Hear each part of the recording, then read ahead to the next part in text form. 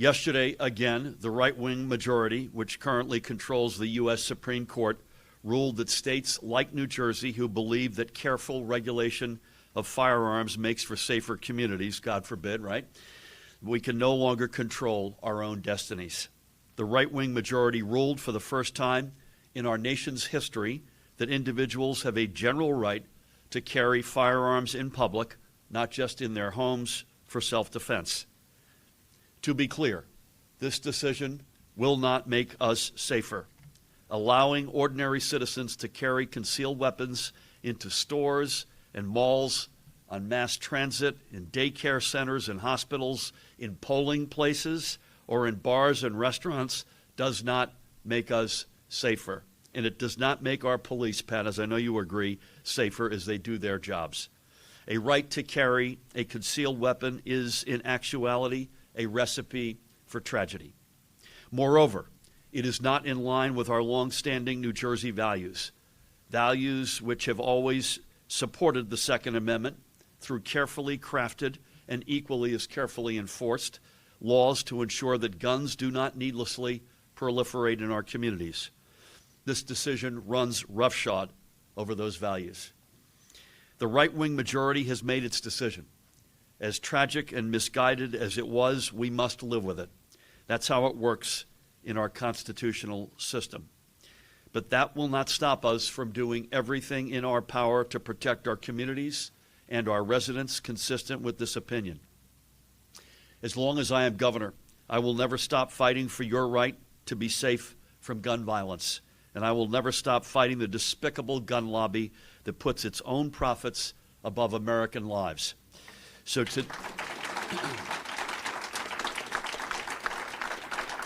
today, in just a few minutes, I'm signing an executive order directing all state departments and agencies to review all statutes, rules, and regulations pertaining to them to determine what steps they can administratively take to prevent gun violence. This includes the potential or the ability to designate certain areas as gun-free, as well as their authority to regulate how firearms are carried, transported, or conveyed. Further, while the Supreme Court may have dispensed with common sense, it did affirm the long-standing rules that have prohibited the carrying of firearms in certain sensitive locations such as schools and government buildings.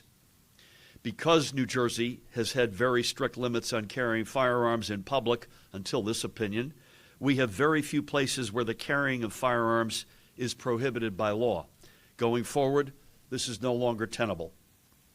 I look forward to working with my legislative partners, to whom we have already, as you can imagine, reached out and had constructive conversations, to put legislation on my desk to expand the number and types of places where firearms cannot be carried.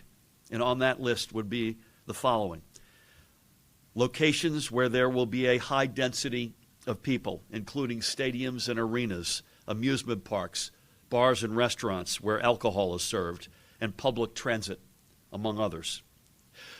Secondly, locations with inherently vulnerable populations, such as daycare and child care facilities, hospitals and other healthcare centers, and long-term care facilities and nursing homes.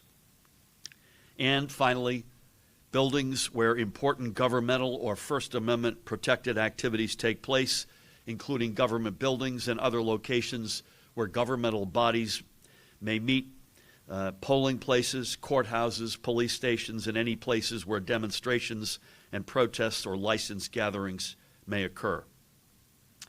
This legislation should also set a default rule that firearms cannot be carried onto private property unless the property owner expressly communicates their permission, whether that's a shopping mall or a supermarket or a private home or a house of worship, whatever it might be, in terms of what that private property looks like. That will protect homeowners and businesses who do not want firearms to proliferate in their homes and stores, while fully respecting everyone's private property rights. Under current law, certain New Jersey residents are categorically disqualified from carrying handguns, including those, not surprisingly, with criminal convictions, or subject to certain types of restraining orders. We will also look to see if that list can be strengthened.